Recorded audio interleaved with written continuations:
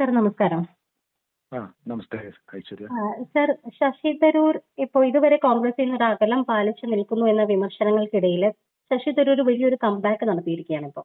ബത്തേരിയിൽ കഴിഞ്ഞ ദിവസം ജനുവരി 5-ാം തീയതി നടന്ന ഒരു കോൺഗ്രസിന്റെ മീറ്റിംഗിൽ ശശി തരൂർ തിരിച്ചു വന്നു എന്നുള്ളത് കൃത്യമായിട്ടും അദ്ദേഹത്തിന്റെ ഒരു കംബാക്ക് എന്ന രീതിയിൽ പ്രചരിക്കപ്പെടുന്നുണ്ട് എന്നുണ്ടെങ്കിലും അതൊരു എന്താ പറയുക, ശശി തരൂർ വീണ്ടും പാർട്ടി ലൈനിലേക്ക് വരുന്നു, മഞ്ഞുരുകുന്നു എന്നൊക്കെ പറഞ്ഞിട്ടാണ് നമ്മുടെ മീഡിയ ഹെഡ്ലൈൻസ് ഒക്കെ പോയിക്കൊണ്ടിരിക്കുന്നത്. പക്ഷെ ബത്തേരിയിൽ ഇപ്പൊ സജീവമാകുന്ന ഒരു രാഷ്ട്രീയ അവസരവാദമാണോ സർ? രാഷ്ട്രീയ അവസരവാദം എന്നുള്ളതല്ല, അത് നമുക്കത് ഒരു ഹെഡ്ലൈനിലൊക്കെ പറയാവുന്നതെന്ന് വെച്ചാൽ വേറെ ഈ മാതൃഭൂമിയിലും മനോരമയിലൊക്കെ വന്നാൽ അത് വേറെ കുറച്ച് ഹെഡ്ലൈൻസ് അതിനുവേണ്ടി പറയാം. ശശി തരൂർ പറഞ്ഞാൽ കുറച്ചുകൂടെ ആൾക്ക് മനസ്സിലാകാൻ വേണ്ടി. ഒന്ന്, മുടിയനായ പുത്രന്റെ തിരിച്ചുവരവ്. 2, തിരുമ്പി വന്നാൽ Thampi. 3, return of the dragon. ഇതിൽ ഏത് വേണമെങ്കിലും കൊടുക്കാം. മറ്റേതിനേക്കാൾ കുറെ കൂടെ ആളുകൾക്ക് മനസ്സിലാകും എന്താണ് ഇയാള് പാർട്ടിക്ക് ചെയ്തുകൊണ്ടിരുന്നത്, ഇയാളുടെ വരവ് എന്താ. ഇയാളൊരു പൊളിറ്റിക്കൽ ബാഗേജ്. ഇയാളുടെ വരവ് കൊണ്ട് കോൺഗ്രസ് പാർട്ടിയിൽ 5 വോട്ട് പോലും കൊള്ളു കിട്ടാൻ പോകുന്നില്ല. കാരണം ഇയാൾ ചെയ്യുന്ന എല്ലാ കാര്യങ്ങളും അയാളുടെ വ്യക്തിപരമായ നേട്ടത്തിന് വേണ്ടി മാത്രമാണ്. അയാൾ എത്രയോ വിവാദങ്ങൾ ഉണ്ടാക്കിയിരിക്കുന്നു. ദേശീയ തലത്തിൽ റിപ്പോർട്ട് ചെയ്യപ്പെട്ട എത്രയോ വിവാദങ്ങൾ. അതൊന്നും രാജ്യത്തിന് വേണ്ടിയിട്ടല്ല, കോൺഗ്രസ് പാർട്ടിക്ക് വേണ്ടിയിട്ടല്ല, ഏതെങ്കിലും ഒരു വിഭാഗം ജനതയ്ക്ക് വേണ്ടിയിട്ടല്ല. എല്ലാം അയാൾക്ക് വേണ്ടി മാത്രം. ഒന്നുകിൽ അയാളുടെ കയ്യിരിപ്പ് കൊണ്ട്, അല്ലെങ്കിൽ അയാളുടെ കുറെ കൂടെ ബെറ്റർ ആയിട്ടുള്ള അയാളുടെ നേട്ടങ്ങൾക്ക് വേണ്ടി അയാൾ ചെയ്യുന്ന പ്രവൃത്തികളാണ്. അത് ആ വിവാദങ്ങൾ മുഴുവൻ അതാണ്. പിന്നെ വാർത്തയിൽ വരുന്നത് വെച്ചാൽ, നമ്മൾ ഈ പ്രീ ഡിഗ്രിക്കൊക്കെ പഠിക്കുമ്പോൾ ചില പഠിപ്പിസ്റ്റുകൾ വരും, പഠിപ്പിസ്റ്റ് കുട്ടികൾ. അവർ പുതിയ വാക്കൊക്കെ കണ്ടുപിടിച്ചുകൊണ്ട് വരും. അതൊരു നമ്മൾ അധികം ഡിക്ഷണറി, വലിയ പ്രീ ഡിഗ്രി പഠിക്കുമ്പോൾ നമ്മൾ നമ്മുടെ ഒരു നോളജ് ലെവലൊക്കെ വളരെ കുറവായിരിക്കും, ലാംഗ്വേജസ്, നമ്മുടെ വൊക്കാബുലറി ആയിട്ട്. അപ്പോൾ ഒരു പുതിയ വാക്ക് കണ്ടുപിടിച്ചിട്ട് അതിങ്ങനെ നമ്മൾ കൊണ്ടുവിടും. അപ്പം നമുക്കൊന്നും അർത്ഥം അറിയില്ല. ഉടനെ അതിൻ്റെ അർത്ഥം പറഞ്ഞിങ്ങനെ ഞെളിഞ്ഞിരിക്കുന്ന പ്രീ ഡിഗ്രി പഠിക്കുന്ന ഒരു പയ്യന്റെ നിലവാരമുള്ള ഒരു ശശി തരൂർ ട്വിറ്ററിൽ പുതിയ വാക്കുകൾ ഉപയോഗിക്കുന്നു, കൂടുതൽ ആൽഫബറ്റ്സ് ഉള്ള വാക്കുകൾ ഒക്കെ എന്തിനാണ് നീക്കുന്നത്. അത് 3 അല്ലെങ്കിൽ 4 ആൽഫബറ്റ്സിൽ പറയാവുന്ന കാര്യങ്ങൾ അർത്ഥം ആളുകൾക്ക് മനസ്സിലാകുന്നത് ഇയാളെ 25 ആൽഫബറ്റ്സോ 26 ആൽഫബറ്റ്സോ യൂസ് ചെയ്തത് പറയുന്നു. അതാണ് അയാളുടെ, ഞാൻ പറഞ്ഞ മൊത്തം അയാളുടെ പ്രവർത്തന രീതി അതാണ്. നമുക്ക് വളരെ ലളിതമായിട്ട് മനസ്സിലാകുന്ന കാര്യങ്ങൾ ഇയാൾ ഒരു ബുദ്ധിജീവി പോലെ വന്ന് നമുക്കൊന്നും മനസ്സിലാകുന്നില്ല. പുള്ളിയുടെ പേര് ശശി തരൂർ എന്നാണ്. പുള്ളി കരുതുന്നത് കേരളത്തിലെ ജനതകൾ മുഴുവൻ ശശികളാണെന്നാണ്. അവിടെയാണ് ആ പോയിന്റ്. അപ്പൊ ഇതിന്റെ പുള്ളിയുടെ ഒരു ട്രജക്ടറി ഉണ്ട്, പുള്ളിയുടെ ട്രജക്ടറി ഉണ്ട്, പുള്ളിയുടെ ഒരു മോഡസ് ഓപ്പറാൻഡി ഉണ്ട് ഇതിനകത്തൊക്കെ. നമ്മൾ ഈ പോലീസ് സ്റ്റേഷനിലൊക്കെ ഒരു മോഷണം നടന്നു എന്ന് പറയുകയാണെങ്കിൽ പഴയ പോലീസുകാർ ഈ CCTV ഒക്കെ അതിൻ്റെയൊക്കെ വരുന്നതൊക്കെ വളരെ മുമ്പ് പഴയ പോലീസുകാരെന്ന് പറയുമ്പോൾ അവര് മോഷണ രീതി നോക്കും. ഇപ്പം ഓട് പൊളിച്ചാണ് കയറിയത്, കമ്പി കയറിയത്, മറ്റേ വീട് തുറന്നാണ് കയറിയത്. അപ്പൊ ഈ കമ്പി വളച്ചാണെങ്കിൽ ഇന്നയാളാണ് സാറേ എന്ന് പറഞ്ഞാൽ ആ അന്വേഷണം ആരെ വഴി പോകും. അതൊരു മോഡസ് ഓപ്പറാൻഡിയാണ്. അപ്പൊ ശശി തരൂരിന് ഒരു മോഡസ് ഓപ്പറാൻഡി ഉണ്ട്. അതെന്ന് വെച്ചാൽ വലിയ ലക്ഷ്യങ്ങളിലേക്ക് ജയിക്കില്ല എന്ന് ഉറപ്പായിട്ട് അറിഞ്ഞിട്ടും അതിലേക്ക് വേണ്ടി പ്രവർത്തിക്കും. അത് തോക്കും, ജയിക്കില്ല എന്ന് പുള്ളിക്കും അറിയാം. എന്നിട്ട് അത് ക്ലെയിം വയ്ക്കും പുള്ളി. അതിന്റെ തൊട്ട് താഴെയുള്ള ഇതിനു വേണ്ടി അത് നന്മകൾ നേരുന്നു. അങ്ങനെ ശ്രീനിവാസിന്റെ ഒരു സിനിമയിൽ ഇന്നസെന്റ് ഒരു ക്യാരക്ടർ ഉണ്ട്, തോറ്റ MLA എന്നുള്ളത്. തോറ്റ MLA മനസ്സിലായോ? ഈ തോറ്റ MLAയുടെ ആ ഇന്നസെന്റ് റോളാണ് ശശി തരൂർ രാഷ്ട്രീയത്തിൽ കളിച്ചുകൊണ്ടിരിക്കുന്നത്. അത് നമ്മൾ ആദ്യം തൊട്ട് നോക്കുകയാണെങ്കിൽ അത് ക്ലിയർ ആയിട്ട് മനസ്സിലാവും. മോഡസ് ഓപ്പറാൻഡിയിലും അദ്ദേഹം വർക്ക് ചെയ്യണം എന്നുണ്ടെങ്കിൽ അദ്ദേഹത്തിന്റെ ലക്ഷ്യം എന്താണ്? അപ്പോ ഉറപ്പുള്ള കാര്യങ്ങൾ പുള്ളി എടുക്കണം എന്നുണ്ടെങ്കിൽ അതിനൊരു ലക്ഷ്യം വേണ്ടേ? ലക്ഷ്യമുണ്ട് പുള്ളിക്കൊരു മെച്ചപ്പെട്ട. നമ്മൾ പറയാം, ആദ്യം തൊട്ട് നോക്കുമ്പോൾ പറയാം. അതായത് ആദ്യം പുള്ളിയെ കുറിച്ച് ഇന്ത്യയിലെ ജനങ്ങൾ, സാധാരണ ജനങ്ങൾ കേൾക്കുന്ന എപ്പോഴാണ്? 2006 UN സെക്രട്ടറി ജനറൽ ഇലക്ഷന് വേണ്ടി ഇന്ത്യയിലെ ശശി തരൂർ എന്ന് പറഞ്ഞ ഒരാളെ ഇലക്ഷൻ നിൽക്കുന്നത്. അപ്പോഴാണ് പൊതുവെ എല്ലാവരും കേൾക്കുന്നത് അങ്ങനെയാണ്, 2006. അപ്പൊ 2006 അതിനു മുമ്പ് വരെ കോഫി അന്നനായിരുന്നു. കോഫി അന്നൻ UN സെക്രട്ടറി, അവിടുത്തെ ഒരു അണ്ടർ സെക്രട്ടറി ആയിരുന്നു, അവിടുത്തെ ഒരു ഉദ്യോഗസ്ഥനായിരുന്നു സെക്രട്ടറി ജനറൽ ആയിട്ട് വരുന്നത്. അത് UN ചരിത്രത്തിൽ ഒരേ ഒരാളെ അങ്ങനെ വന്നിട്ടുള്ളൂ. അപ്പൊ നമ്മൾ നോക്കുകയാണെങ്കിൽ 2041-46 കാലയളവിൽ നോർവേയിലെ ഒരു ട്രെഗേവ് എന്നൊരാളായിരുന്നു. അയാൾ അവിടുത്തെ നോർവേയിലെ minister of justice and minister of trade ആയിരുന്നു. അത് കഴിഞ്ഞിട്ട് സ്വീഡനിൽ നിന്ന് ഒരാൾ വരുന്നു. പുള്ളി ആ സമയത്ത് ഒരു ഡെപ്യൂട്ടി ഫോറിൻ മിനിസ്റ്റർ ആയിരുന്നു അവിടുത്തെ. പിന്നെ യൂഗാണ്ട് വരുന്നു ബർമയിലെ. പുള്ളി അവിടുത്തെ പ്രൈം മിനിസ്റ്ററിന്റെ അഡ്വൈസറായിരുന്നു ആസ് എ ഡിപ്ലോമാറ്റ്. പിന്നെ കൊത്വാൽഡിയും വരുന്നു ആസ്ട്രിയയിലെ. അപ്പോൾ ആസ്ട്രിയയുടെ federal minister of foreign affairs ആയിരുന്നു. പെരേരയ്ക്ക് വരുന്നു പെറുവിലെ. പുള്ളി ഡിപ്ലോമാറ്റും ആയിരുന്നു, secretary general of foreign affairs Peru ക്യാബിനറ്റിലെ. ബുട്രോസ് ഗാലി വരുന്നു. ഈ വാസ് ഈജിപ്തിന്റെ minister of state for foreign affairs ആയിരുന്നു. ആൻഡ് ഫോർ ചെറിയ കാലഘട്ടത്തിലേക്ക് അവിടുത്തെ deputy prime minister for foreign affairs ആയിരുന്നു. കോഫി അന്നനാണ് അടുത്ത വരുന്നത്. അതിനകത്തൊരു UN ഉണ്ടായിരുന്ന ആൾ തന്നെ വരുന്നത്, ഒരു ഉദ്യോഗസ്ഥൻ വരുന്നത്. പിന്നെ 2006 ശശി തരൂരിന്റെ ഇലക്ഷൻ നിൽക്കുമ്പോൾ ബാൻ കി മൂൺ സൗത്ത് കൊറിയയിലെ he served as South Korea's minister of foreign affairs and trade. പിന്നെ ആന്റോണിയോ ഗുട്ടറസ് ഇപ്പോഴത്തെ പുള്ളി വരുമ്പോൾ എന്താണ്, Antonio Guterres served as prime minister of Portugal. അങ്ങനെ നമ്മൾ ആരെ നോക്കുകയാണെങ്കിൽ ഇവരെല്ലാവരും either they were top level politicians or diplomats. Shashi Tharoor was only a bureaucrat. ഈവന്റിലെ എത്രയോ അണ്ടർ സെക്രട്ടറിമാരിലും ആയിരുന്നു അണ്ടർ സെക്രട്ടറിയാണ്. പുള്ളി അപ്പൊ ഇലക്ഷൻ നിൽക്കുന്നു. അപ്പൊ അപ്പോഴേ അറിയാം ഒരുമാതിരി ഇത് ജയിക്കില്ല. കാരണം അവിടുത്തെ ഇലക്ഷന്റെ രീതി എങ്ങനെയാണ്, ആ പ്രോസസ് എന്താണ്, സെക്രട്ടറി ജനറൽ ജനറൽ അസംബ്ലിയാണ് അപ്പോയിന്റ് ചെയ്യുന്നത്. പക്ഷെ on recommendation of the security council. Security council 5 permanent members ഉണ്ട്. അവരിൽ ആരെങ്കിലും ഒരാൾ ബീറ്റ് ചെയ്യുകയാണെങ്കിൽ ഇത് ജനറൽ അസംബ്ലിയിലേക്ക് പോകുന്നില്ല. അപ്പൊ ഈ 5 സെക്യൂരിറ്റിയിലെ അമേരിക്ക ശശി തരൂരിന്റെ ഇന്ത്യയുടെ കാൻഡിഡേറ്റിനെ വീറ്റോ ചെയ്തു. അതുകൊണ്ട് പുള്ളി ജയിച്ചു. അത് എല്ലാവർക്കും അറിയാം. കാരണം ഇത് ഹൈ ലെവൽ ലോബിങ് ഒക്കെ ഇതിനകത്ത് നടക്കുന്നതാണ്. അപ്പൊ ഇന്ത്യക്ക് ഒരു താല്പര്യമുള്ള വരാനുള്ള ഒരു സാധ്യതയൊന്നുമില്ല. പക്ഷേ ഇയാൾ ഇലക്ഷൻ നിൽക്കുന്നു അവിടെയൊക്കെ. പുള്ളി തന്നെ പറയണത് എന്താണ്, പുള്ളിയെ കുറിച്ച് തോൽവിക്ക് പറയാൻ പുള്ളി കാരണം അവർക്കൊരു സ്ട്രോങ് സെക്രട്ടറി ജനറലിന് ആവശ്യമില്ല അമേരിക്കക്ക്. മനസ്സിലായി? അതായത് പകരം നമ്മൾ നാട്ടം പറയുക ആണ്ടി ഒരു വലിയ അടിക്കാരാണെന്ന് ആണ്ടി തന്നെ അങ്ങ് പറഞ്ഞുകൊണ്ട് നടക്കും.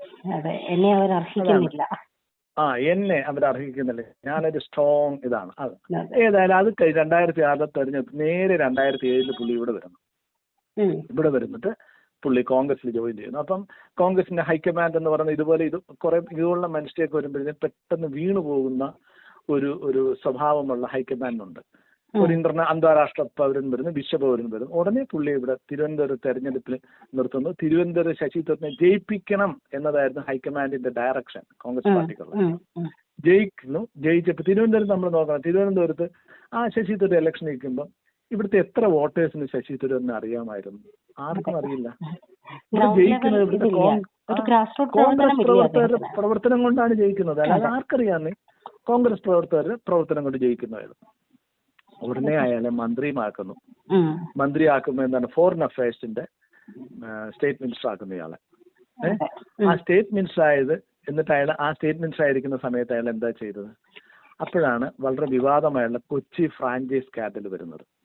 അതായത് IPLന്റെ ഇത് വരുമ്പം അതിന്റെ ലേലം വിളിയൊക്കെ നടക്കുമ്പോൾ ലളിത് മോഡി പറയുകയാണ് പെട്ടെന്ന്. ലളിത് മോഡി പറയണമെന്ന് വെച്ചാൽ ഇയാള് 70 കോടി രൂപ ഈ കൊച്ചിയിലെ ഫ്രാഞ്ചൈസ് കേരള ടസ്കേഴ്സിന് സ്വെറ്റ് ഇക്വിറ്റി എന്ന പേരിൽ ഒരു സ്ത്രീക്ക് കൊടുത്തിട്ടുണ്ട്. അവരുടെ പേര് സുനന്ദ പുഷ്കർ എന്നാണ്. ആ സുനന്ദ പുഷ്കർ എന്ന് പറയുന്നത് ഈ റാൻഡ്വേ സ്പോർട്സ് വേൾഡ്, അതൊരു consortium that won the bid for IPL Kochi Tuskers franchise ആണ്. അപ്പൊ ഈ സുനന്ദ പുഷ്കർ ആരാണ്? സ്വെറ്റ് ഇക്വിറ്റി എന്നാണ്. ആരാണെന്നുള്ള അന്വേഷണം വരുമ്പോഴാണ് സുനന്ദ പുഷ്കർ ആയിട്ട് ശശി തരൂർ പല സ്ഥലങ്ങളിൽ വന്നിട്ടുണ്ട്, ചില എക്സിബിഷൻസ്, ചില പെയിന്റിംഗ് സ്ഥലങ്ങളിലൊക്കെ. അപ്പൊ ശശി തരൂരിന്റെ കാമുകിയാണ്, മനസ്സിലാവും. അപ്പൊ ശശി തരൂർ ഇതിനു വേണ്ടി ഇടപെട്ടു എന്ന് തന്നെ ലളിത് മോഡി പറയുന്നു. ശശി തരൂർ ഇതിന്റെ ഡീറ്റെയിൽസ് അറിയാൻ വേണ്ടി അയാളുടെ മിനിസ്ട്രിയുടെ ഔദ്യോഗികമായിട്ട് പദവി ദുരുപയോഗം ചെയ്തിട്ട് ഇതിന്റെ ഇൻഫർമേഷൻസ് കിട്ടാനും ഇവർക്ക് ഫ്രാഞ്ചൈസി കിട്ടാനായിട്ട് അയാൾ പ്രവർത്തിച്ചു. അപ്പൊ അതിന്റെ അർത്ഥം എന്ന് വെച്ചാൽ അയാളുടെ കാമുകിയായിരുന്ന സുനന്ദ പുഷ്കറിന്റെ ഉടമസ്ഥയിലുള്ള റാൻഡ്വേക്ക് 70 കോടി രൂപ കിട്ടുന്നതിന് വേണ്ടി ഇയാളെ അനധികൃതമായിട്ട് ഇയാൾ പ്രവർത്തിച്ചു എന്നാണ് അതിന്റെ ആരോപണത്തിന്റെ അർത്ഥം. ആരോപണം വന്നു കഴിഞ്ഞപ്പോൾ ഇയാളത് പാർട്ടി ഒരുപാട് എതിർപ്പൊക്കെ വന്നു. ഇയാളത് റിസൈൻ ചെയ്യുന്നു. എനിക്കിതിലൊരു പങ്കുമില്ലാതെ റിസൈൻ ചെയ്യുന്നു. റിസൈൻ ചെയ്ത് കുറച്ച് കഴിയുമ്പോഴത്തേക്ക് ഇയാൾ സുനന്ദ പുഷ്കറിനെ ഇയാൾ വിവാഹം കഴിക്കുന്നു. അത് സുനന്ദ പുഷ്കറിനെ ശശി തരൂരിന്റെ 3ാമത്തെ വിവാഹമാണ്. വിവാഹം കഴിച്ചു കഴിഞ്ഞിട്ട് കുറച്ച് കഴിയുമ്പോൾ എന്ത് പറ്റും, അവർ വലിയ ഇതൊക്കെ ആയിട്ടിരിക്കുന്നു. പെട്ടെന്ന് ശശി തരൂരിന്റെ ട്വിറ്റർ അക്കൗണ്ട് ഉപയോഗിച്ച് തന്നെ സുനന്ദ പുഷ്കർ ചില ഇത് പറയുന്നു. കാരണം ശശി തരൂരിന് അവിടുത്തെ എന്താണ് പാകിസ്ഥാനിലെ മെഹർത്തർ എന്ന് പറഞ്ഞൊരു ജേർണലിസ്റ്റുമായിട്ട് സൗഹൃദമുണ്ട്. അപ്പം വലിയ പ്രശ്നങ്ങളാണ് എന്നൊക്കെ പറയുന്നു. ഒരു വരുന്നു. അപ്പൊ ശശി തരൂർ ആദ്യം പറഞ്ഞ എന്റെ അക്കൗണ്ട് ആരോ ഹാക്ക് ചെയ്തു. അപ്പൊ പിന്നെ ഹാക്ക് ചെയ്ത ഇവര് തന്നെയാണ്, വൈഫ് തന്നെയാണ്. അപ്പൊ അവര് ആ സമയത്ത് ഡൽഹിയിൽ ലീല ഹോട്ടൽ താമസിക്കുകയാണ്. AICC മീറ്റിംഗ് നടക്കുന്ന സമയമൊക്കെയാണ്. അത് കഴിഞ്ഞപ്പോൾ സുനന്ദ പുഷ്കർ അപ്പൊ ഇക്കണോമിക് ടൈംസിന് ഒരു പറയുന്നുണ്ട്. അതായത് ഇതാണ് കോട്ട് കേട്ടോ, I took upon myself the crimes of this man എന്നാണ് കേട്ടോ പറഞ്ഞത്. During IPL I will not allow this to be done to me, I just can't tolerate this എന്ന് അവർ ഇക്കണോമിക് ടൈംസിന് പറഞ്ഞു. മരിക്കുന്നതിന് 2 ദിവസം മുമ്പ്. മരിക്കുന്നതിന്റെ തലേ ദിവസം ജേർണലിസ്റ്റ് നളിനി സിംഗിനെ അവരെ വിളിച്ച് പറയുന്നുണ്ട്, ഞാൻ ശശി തരൂരിന്റെ ഈ മെഹർ തെഹറുമായിട്ടുള്ള ഇതും പിന്നെ ഞാൻ അയാളെ എക്സ്പോസ് ചെയ്യും എന്നുള്ള രീതിയിൽ TV ഇന്ത്യ ടുഡേയുടെ TV ജേർണലിസ്റ്റ് ആയിരുന്ന രാഹുൽ കൻവലിനോട് പറയുന്നുണ്ട്, I am going to expose Shashi Tharoor for what he has put me through, I will take him down. ഇത്ര വ്യക്തമായിട്ട് അവർ പറയണത്. അപ്പം അത് മാത്രമല്ല, ഈ ജനുവരി 17-ാം തീയതി 2014 ജനുവരി 17-ാം തീയതി ഇവര് ഒരു പത്രസമ്മേളനം വിളിച്ചു കൂട്ടാൻ പ്ലാൻ ചെയ്തിരുന്നു എന്നും അന്ന് ഇതുണ്ടായിരുന്നു. പക്ഷെ അന്ന് അവര് മരണപ്പെടുത്ത സമയത്ത് അവര് അവിടെ മരിച്ചു കിടക്കണം സൂട്ടിൽ. അപ്പൊ വളരെ നാടകീയമാണ് അതിനകത്ത്. ശശി തരൂർ വൈകിട്ട് വരുന്നു. അപ്പൊ കുറച്ച് പത്രക്കാരൊക്കെ പുള്ളി സൂട്ടിന്റെ വെള്ളമുണ്ട്. അപ്പൊ പുള്ളി വലിയ എന്റെ ഭാര്യയ്ക്ക് വയ്യാതിരിക്കണം അതുകൊണ്ട് എനിക്ക് Jaipur I may have to miss the Jaipur literary festival. അപ്പൊ നമ്മൾ സ്വാഭാവികമായിട്ടും നമ്മുടെ വൈഫ് തീരെ വയ്യാതെ കിടക്കുകയാണെങ്കിൽ പത്രക്കാരത്തിന് 5 മിനിറ്റ് വെയിറ്റ് ചെയ്യ്, ഞാനൊന്ന് പോയി എന്നല്ലേ പറയുന്നത്. പുള്ളി അവിടെ സംസാരിക്കും. എന്നിട്ട് അതായത് ഇത്രയും ആളുകൾ പുള്ളിയെ കാണുന്നു അവിടെ വന്നിട്ട്. എന്നിട്ട് പുള്ളി മുറിയിൽ ചെല്ലുമ്പോൾ ഇവർ മരിച്ചു കിടക്കുന്നു. ആ മരണം ഉടനെ തന്നെ ഹോസ്പിറ്റലിലേക്ക് കൊണ്ടുവന്നു. അപ്പൊ തന്നെ ശശി തരൂർ ഈ ശശി തരൂർ അപ്പോഴേ പറഞ്ഞു ലൂപ്പസ് ഉണ്ടായിരുന്നു, അതുകൊണ്ട് ചിലപ്പോൾ അതിന്റെ മെഡിസിൻ കൊടുത്ത് ഹാർട്ട് അറ്റാക്ക് ഒക്കെ വരാം. എന്നാൽ പുള്ളി അതിന്റെ അട്ടോപ്സി നടത്തുന്ന എയിംസിലേക്ക് 2 ഡോക്ടർമാർ ഇമെയിൽ ഫോർവേഡ് ചെയ്യുന്നു. 2 പേരും പറയുന്നത് ഇവർക്ക് ചില രോഗങ്ങളുണ്ട്, അതുകൊണ്ട് പെട്ടെന്ന് അതായത് സ്വാഭാവികമായിരുന്ന മരണം സംഭവിച്ചെന്നുള്ളതാണ്. പക്ഷെ പോസ്റ്റ്മോർട്ടം റിപ്പോർട്ട് പറഞ്ഞത് 15 വൂണ്ട് ഉണ്ടായിരുന്നു ശരീരത്തിൽ, ആൻഡ് ഷി വാസ് പോയിസൺഡ്. അതാരാണ് എന്താണെന്നുള്ളൊന്നും നമുക്കറിയത്തില്ല. അതിനകത്ത് ശശി തരൂർ അറിയാമായിരുന്നു, ഇതൊന്നും നമുക്കറിയില്ല, അതൊന്നും കോടതി തെളിയില്ല. പക്ഷെ നമുക്ക് വളരെ വളരെ ഒരുപാട് വിവാദം ഒന്നും ഉണ്ടാക്കി അത് ഇന്ത്യയിൽ മുഴുവനും. അത് പുള്ളിയുടെ സ്വകാര്യതയാണ് ഈ വിവാദങ്ങൾക്കൊക്കെ കാരണം. അത് കഴിഞ്ഞിട്ട് പുള്ളി കുറച്ച് നാൾ സൈലന്റ് ആയിരുന്നു. സൈലന്റ് ആയിട്ട് അടുത്ത ഇലക്ഷൻ നിൽക്കുന്നു, ഇവിടുന്ന് ജയിക്കുന്നു. ആ 2ാമത്തെ ഇലക്ഷൻ കുറച്ച് ബുദ്ധിമുട്ടായി ജയിക്കുന്നത്. 3ാമത്തെ ഇലക്ഷൻ ഇപ്പൊ രാജീവ് ചന്ദ്രശേഖർ ഇപ്പൊ ജയിച്ചു. അപ്പൊ ഇതിന്റെ ഇടയിൽ ആ കാലഘട്ടത്തിൽ നമ്മൾ നോക്കിയാൽ ശശി തരൂർ സൈലന്റ് ആയിരുന്നു പൊളിറ്റിക്കലി. പക്ഷെ Shashi Tharoor was active in social media. പുള്ളിയുടെ പ്രസൻസ് പുള്ളി എപ്പോഴും very active in social media. അതിനകത്ത് പറയുന്നു, ബുക്ക് എഴുതുന്നു, അങ്ങനെയൊക്കെ ഇരിക്കും. 2ാമത്തെ ഘട്ടം എന്ന് പറയുന്നത് 2022 മറ്റത് 2014 കഴിയുന്നു.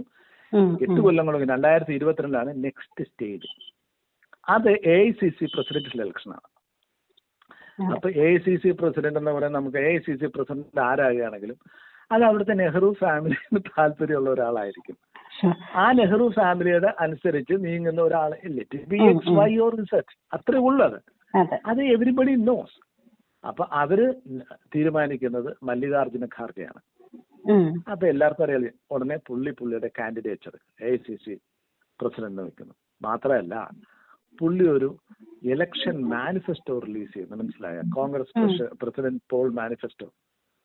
നമ്മൾ സാധാരണ തെരഞ്ഞെടുപ്പ് ഞാൻ ജയിച്ചാൽ എന്തൊക്കെ ചെയ്യാൻ പോകുന്നു, ജയിച്ചാൽ ഒന്നും ചെയ്യാൻ നോക്കൂല. ഇയാൾ ജയിക്കുകയാണെങ്കിലും അവിടെ സോണിയാഗാന്ധിയോ രാഹുൽ ഗാന്ധിയോ പ്രിയങ്ക ഗാന്ധിയോ പറഞ്ഞത് ചെയ്യുക, അല്ലാതെ എന്താണ് അതിനപ്പുറം എന്താണ് ചെയ്യുന്നത്? അപ്പൊ ഉടനെ അതായത് വലിയ ജനാധിപത്യത്തിന്റെ അങ്ങ് അറ്റത്ത് നിന്ന് വരുന്നത് ഇന്റർനാഷണൽ പൗരനാണല്ലോ.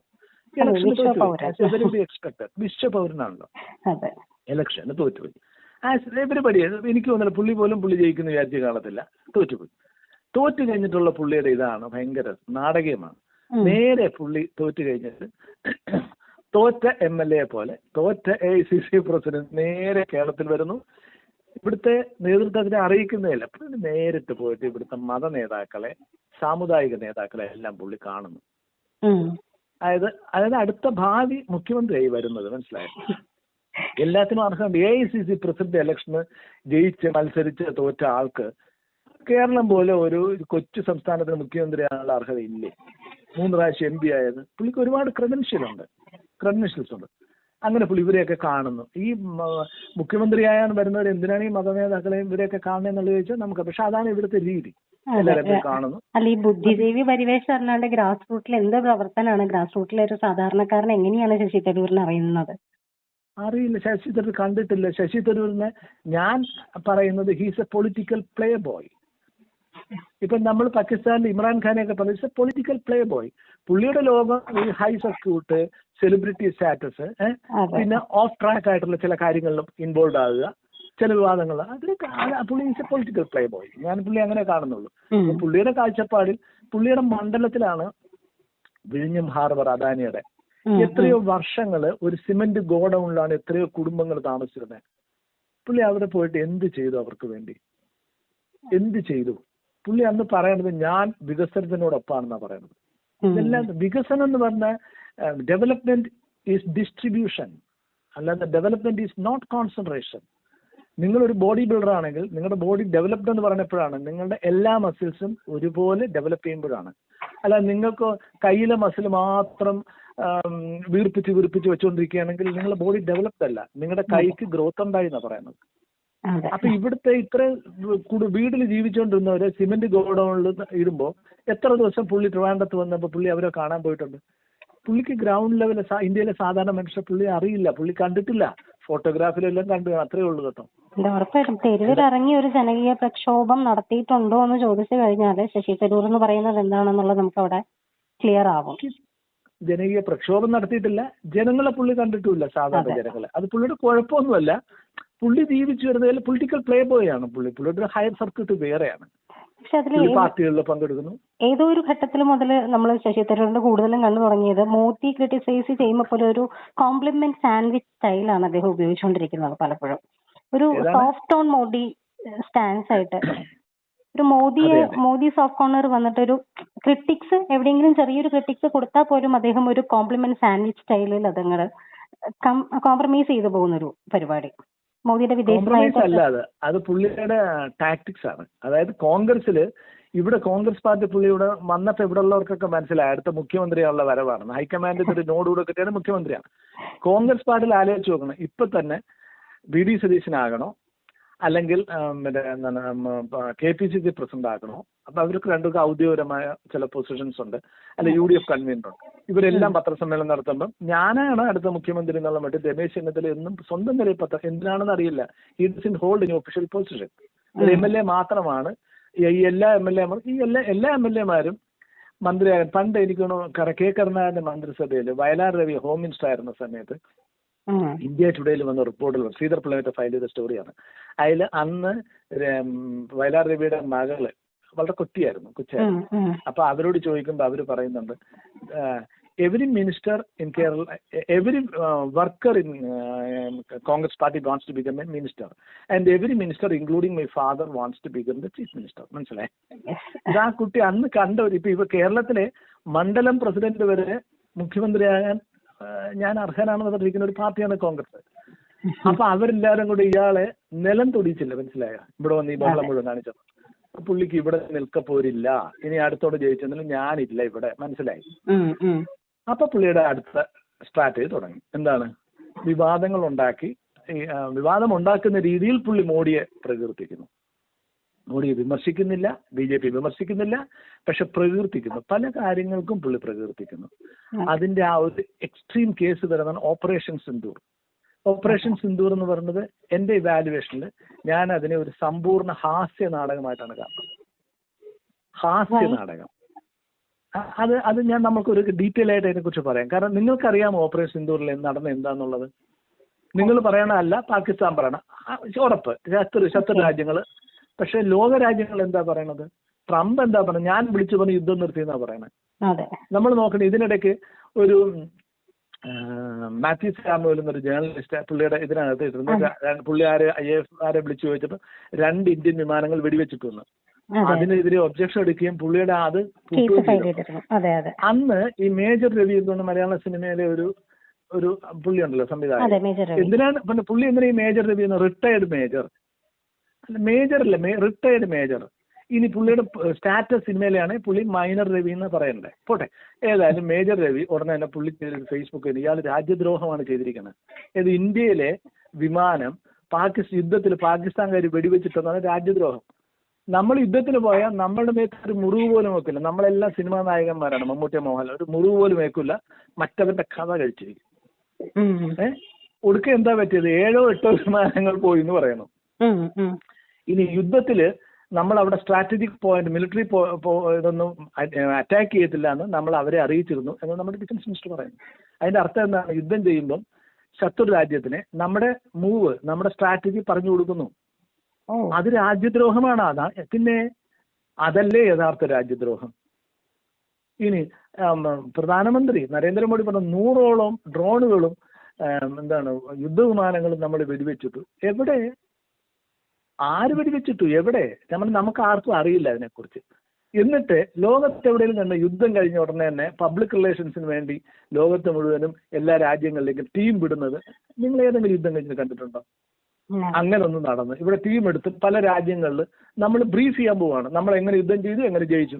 എന്നിട്ട് നോക്ക്, ഒരൊറ്റ രാജ്യം പോലും ഇന്ത്യയെ സപ്പോർട്ട് ചെയ്ത് പറഞ്ഞിട്ടാണ്. Not even one country. ചിലരെങ്കിലും പാകിസ്ഥാനെ സപ്പോർട്ട് ചെയ്തു, ഒരു രാജ്യം പോലും പറഞ്ഞില്ല. ഉടനെ തന്നെ അത് കഴിഞ്ഞിട്ട് പറഞ്ഞു ഇൻഡസ് വാട്ടർ ട്രീറ്റി നമ്മൾ സസ്പെൻഡ് ചെയ്യണം. അങ്ങനെ സസ്പെൻഡ് ചെയ്യാൻ എന്ത് സസ്പെൻഡ് ചെയ്യാനൊക്കെ? വെള്ളം തടഞ്ഞു നിർത്താനോ? ഇവര് പോയി തടഞ്ഞു നിർത്തൂ? It's impossible. It's fooling the people. നിങ്ങൾക്ക് എങ്ങനെ ഈ വെള്ളം തടഞ്ഞു നിർത്താനൊക്കെ? എന്താണ് യഥാർത്ഥം നടന്നതെന്ന് അറിയാമോ? ഡേറ്റ അങ്ങോട്ടും ഇങ്ങോട്ടും കൊടുക്കും. അതിന്റെ വെള്ളം വന്ന് തുറന്നു വന്ന ഡേറ്റ, ഈ ഡേറ്റ കൊടുക്കുന്നത് നിർത്താനെങ്കിൽ വെള്ളം എങ്ങനെ തടയാനൊക്കുന്നത്? ഡാം കെട്ടി തടയണമെങ്കിൽ മിനിമം 20 വർഷം എടുക്കും, മിനിമം 20 years എടുക്കും. അപ്പൊ പോലും നോക്കില്ല. അപ്പൊ നമ്മളെ കളിപ്പിക്കുന്നു. ഇത് മുഴുവൻ ഒരു സമ്പൂർണ്ണ ഹാസ്യ നാടകമാണത്. അതിനുവേണ്ടി PR എക്സൈസിന്റെ അമേരിക്കയിലും മറ്റു സ്ഥലങ്ങളിലുമൊക്കെ പുള്ളി പോകുന്നു. കോൺഗ്രസിനെ വേറെ ആരും വിളിക്കുന്നില്ല. കോൺഗ്രസിന് എതിർപ്പുണ്ടായിരുന്നു, പുള്ളി പോകുന്നു. പക്ഷെ തിരിച്ചു വന്നിട്ട് നിങ്ങൾ ഈ പത്രസമ്മേളനം നടത്തണമെന്ന് കോൺഗ്രസ് പറയുന്നു. അതൊരു പത്രസമ്മേളനം നടത്തിയില്ല. അത് കഴിഞ്ഞപ്പോൾ എന്ത് പറ്റി? നമ്മൾ നോക്കി റഷ്യൻ പ്രസിഡന്റ് പുചിൻ വരുമ്പോൾ പുചിനെ കാണാണ്ട് പുള്ളിയെ വിളിക്കുന്നു.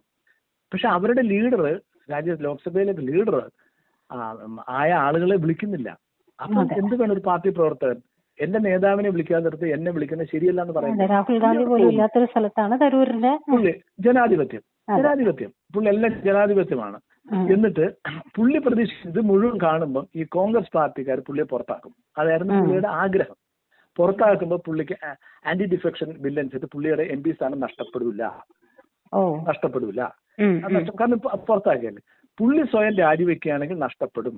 കാരണം 1/3 അംഗങ്ങൾ ഒരുമിച്ച് പോയില്ലെങ്കിൽ നഷ്ടപ്പെടും. അപ്പൊ പുള്ളി രാജിവെച്ചാൽ പുള്ളിക്ക് MP സ്ഥാനം നഷ്ടപ്പെടും. MP സ്ഥാനം നഷ്ടപ്പെടുന്നതുകൊണ്ട് ഇപ്പൊ ഉള്ള പ്ലാറ്റ്ഫോം പോലും ഇല്ലാതായിപ്പോ. So he wanted the Congress to oust him. പക്ഷെ കോൺഗ്രസ് വളരെ സെൻസിബിൾ ആയിട്ട് പ്രവർത്തിച്ചു. ഇയാൾ ഇവിടെ കിടന്ന് അഴുകട്ടെ എന്ന് വിചാരിച്ചു. മനസ്സിലായോ? അങ്ങനെ ഇയാൾക്ക് അവിടെയും ഇവിടെയും ഇല്ലാതെ നിൽക്കക്കള്ളിയില്ല.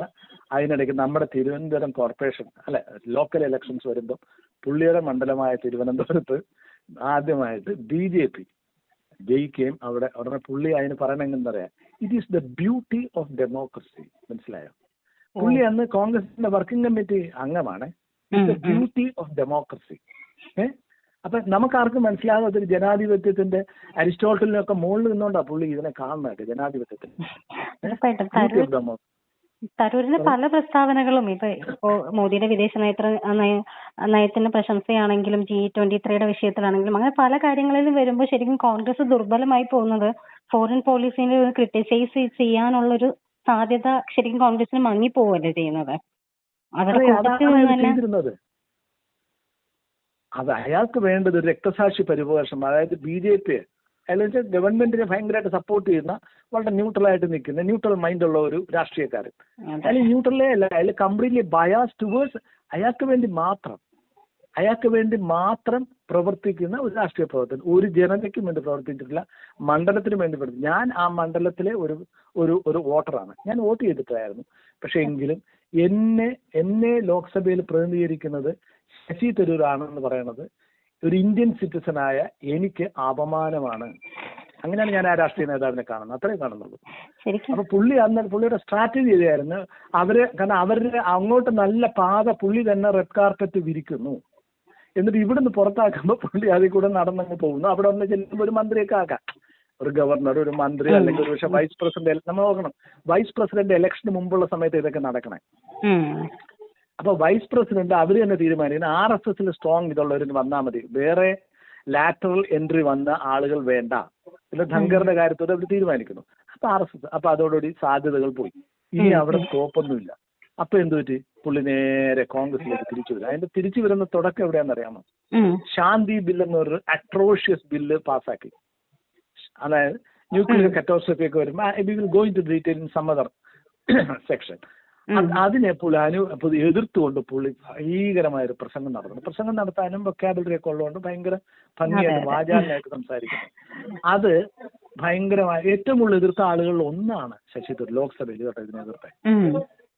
അതെന്നിട്ട് പുള്ളി അപ്പൊ കോൺഗ്രസ് പുള്ളി ഞാൻ BJPക്കാർ ചെയ്യാൻ എല്ലാ തെറ്റിന്റെയും കൂടെ നിൽക്കില്ല, അവർ നല്ലത് ചെയ്താൽ ഞാൻ യെസ് എന്ന് പറയും, അവർ നല്ലതല്ലെങ്കിൽ രാജ്യത്തിന് നല്ലതാണെങ്കിൽ ഞാൻ ചൂണ്ടിക്കാണിക്കും.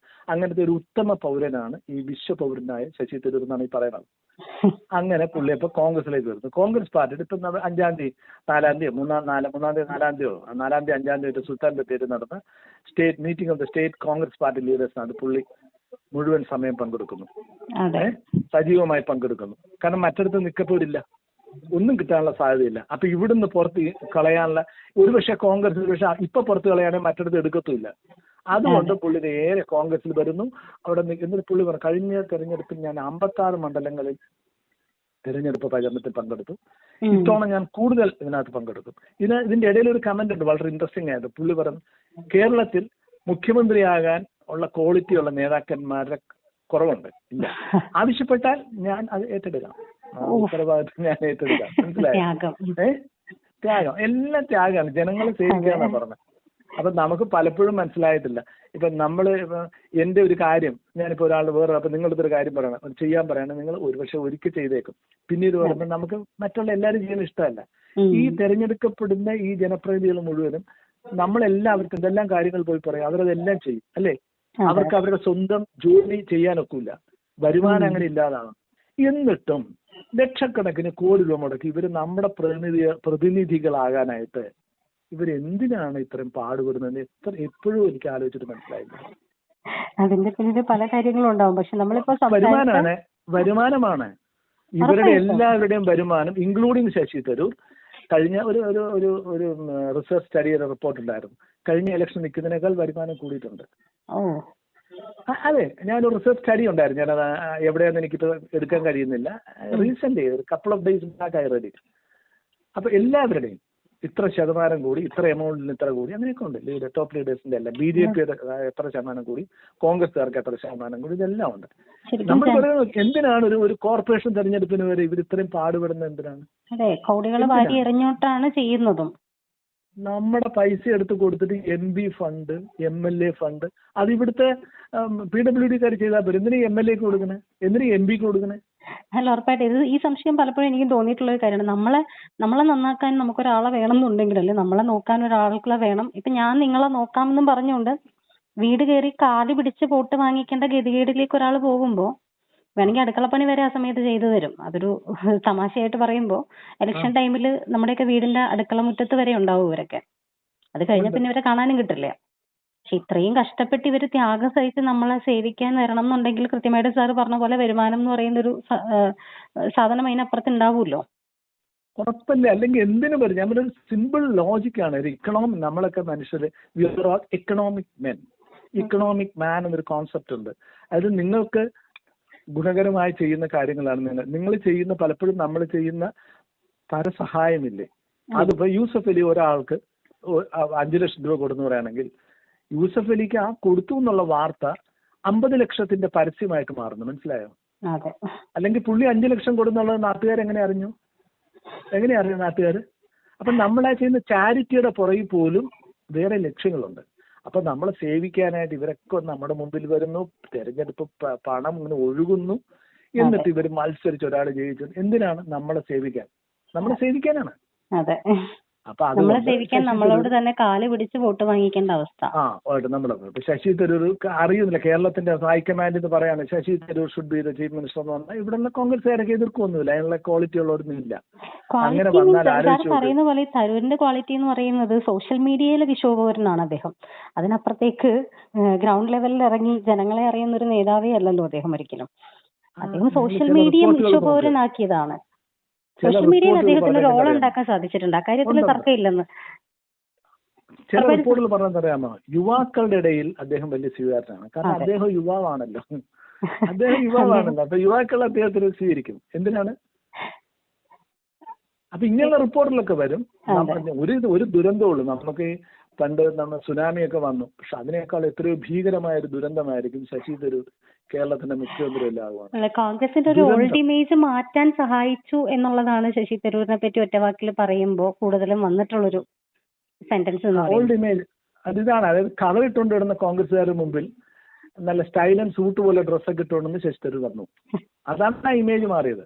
അതെ, അതാണ് ആ ഇമേജ് മാറ്റം. കാരണം പുള്ളിയുടെ കാഴ്ചപ്പാടിലുള്ള ഇമേജ് അതാണ്.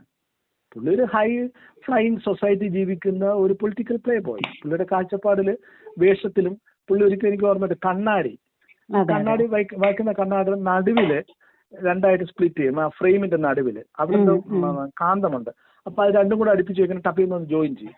അതൊക്കെ ഒരു കാണിച്ചു. അതെ അതെ, ഇവിടെ മമ്മൂട്ടി മോഹൻലാലൊക്കെ വന്നിട്ട് എൻട്രി ചെയ്യണ പോലെ തന്നെയാണ് അദ്ദേഹത്തിന്റെ ഓരോ എൻട്രിയും വരുന്നത്. പുള്ളി അങ്ങനെയാണ്. അപ്പൊ നമുക്ക് അറിഞ്ഞുകൂടാ, നമ്മുടെ വലിയ ദുരന്തം കേരള ജനതയെ കാത്തിരിക്കുകയാണ്. എത്ര സുനന്ദ പുഷ്കറുടെ കഥകൾ നമ്മൾ കേൾക്കേണ്ടി വരും, ഏതെല്ലാം ഇതിനകത്ത് പുള്ളി ഇടപെടും, ഒന്നും നമുക്ക് അറിഞ്ഞുകൂടാ. പക്ഷെ നമ്മൾ അത്രയും പാപം ചെയ്ത മനുഷ്യരാണെന്ന് ഞാൻ കരുതുന്നില്ല. അതുകൊണ്ട് ദൈവവിശ്വാസി അല്ലെങ്കിലും ഞാൻ പ്രാർത്ഥിക്കുന്നു, ദൈവമേ അതൊന്നും സംഭവിക്കല്ലേ. ഉറപ്പായിട്ടും സാർ, അങ്ങനെ നമുക്ക് മോശമായിട്ടൊന്നും വരാണ്ട് ദൈവം കാക്കട്ടെ. അല്ലാണ്ട് ഇപ്പോ എന്തായാലും ഇന്ന് കോൺഗ്രസ് എന്തായാലും ശശി തരൂരിനെ തിരിച്ചെടുത്ത സംഭവത്തിൽ എനിക്ക് തോന്നുന്നു ഇന്നത്തെ കോൺഗ്രസിന് വേണ്ടത് വേദിയിൽ ഇങ്ങനെ ബുദ്ധിജീവിയായിട്ട് സംസാരിക്കുന്ന ഒരാളെ അല്ല, ഒരിക്കലും സംഘടനയെ ഏറ്റവും കൂടുതലായിട്ട് ഉണർത്തി അല്ലെങ്കിൽ പ്രവർത്തകരെ നയിക്കുന്ന അവർക്കൊരു മാതൃകയാകുന്ന ഒരു നേതാവിനെയാണ് ഇപ്പോഴത്തെ ഒരു കോൺഗ്രസിന് ഇപ്പോഴത്തെ സിറ്റുവേഷനിൽ ആവശ്യമുള്ളത്. ശരി, ശശി തരൂർ ഒരു മാസ് ലീഡർ മാത്രമാണ്. ബുദ്ധിജീവിയാണ് ഈ നാട്ടിൽ പുസ്തകം വായിക്കുന്ന ലക്ഷക്കണക്കിന് മനുഷ്യരുണ്ട്. സ്വന്തം ജീവിതം കരുപ്പെടുത്തുന്ന ബുദ്ധിജീവിയാണ്. വാക്കുകൾ ഇൻവെന്റ് ചെയ്യുന്നുണ്ടല്ലോ അദ്ദേഹം. അതാണ് ഞാൻ പറഞ്ഞ ഈ പ്രീ ഡിഗ്രി പഠിക്കുന്ന ചില പഠിപ്പിസ്റ്റുകളുടെ നിലവാരമാണ്. പ്രീ ഡിഗ്രി നമ്മൾ പഠിക്കുന്ന പുതിയ വാക്കുകളെ കൊണ്ടുവരും. അതുപോലെ ചില പഠിപ്പിസ്റ്റുകളുണ്ട്. ആ നിലവാരത്തിലാണ്. ആർക്കാണ് ഈ വാക്കുകളൊക്കെ വേണ്ടത്? ആർക്കാണ് ഇതൊക്കെ വേണ്ടത്? ഈ 28 ആൽഫബറ്റ്സ് ഉള്ള വാക്കുകൾ, അത് 4 ആൽഫബറ്റ്സിൽ പറയാവുന്ന വാക്ക് അതിന് സിനോണിമൽ ആയിട്ടുള്ള വേറെ ഉണ്ട്. അതല്ലേ നമ്മൾ ചൂസ് ചെയ്യേണ്ടത്? Simple English. ഇനി പോട്ടെ, ബുദ്ധിജീവി ആണെന്ന് വെച്ചാൽ അങ്ങനെ പുള്ളി വല്ല ബുക്ക് എഴുതുവോ വല്ല പ്രഭാഷണം നടത്തുവോ അങ്ങനെ എന്തെങ്കിലും ഒരു വകുപ്പ് ഇവിടെ കൊടുക്കും. ബുദ്ധിജീവി മന്ത്രാലയം. അതെ അതെ, തരൂര് ഒരിക്കലും തരൂര് നെസസറി ആയിരിക്കും, ബട്ട് ഇൻസഫിഷ്യന്റ് ആണ് ഈ ഒരു കണ്ടീഷനിൽ. കോൺഗ്രസിന്റെ ഇപ്പോഴത്തെ ഒരു കണ്ടീഷനിൽ തരൂരിനെ കൊണ്ട് മാത്രം, ഇപ്പൊ തരൂരിനെ തിരിച്ചു വരുത്തിയത് വലിയ എന്തോ സംഭവമായിട്ടാണ് ഇവർ കൊട്ടിഘോഷിച്ചുകൊണ്ടിരിക്കുന്നത്. തരൂര് തിരിച്ചു വരുന്നു, കംബാക്ക് നടത്തുന്നു, മഞ്ഞുരുകുന്നു എന്നൊക്കെ പറഞ്ഞിട്ടാണ് പോകുന്നത്. തരൂരിലെ ഇവര് നമ്പി ഇങ്ങനെ നിന്നാൽ എന്തായിരിക്കും കോൺഗ്രസിന്റെ അവസ്ഥ എന്നുള്ളൊരു സംശയം അല്ലെങ്കിൽ ഒരു പേടി നമുക്കും ഉണ്ട്. അതാണ് ഈ മുടിയനായ പുത്രന്റെ തിരിച്ചുവരവ്. എക്സാക്ട്ലി. തിരിച്ചു വരുമ്പോ വീട് ആഘോഷിക്കുമല്ലോ, മുടിയനായ പുത്രൻ തിരിച്ചു വരുമ്പോ. ഉറപ്പായിട്ടും. ശരി സാർ, താങ്ക് യു. വീടും കൂടെ മുടിക്കും. Thank you sir, thank you. ശരി, ഓക്കെ.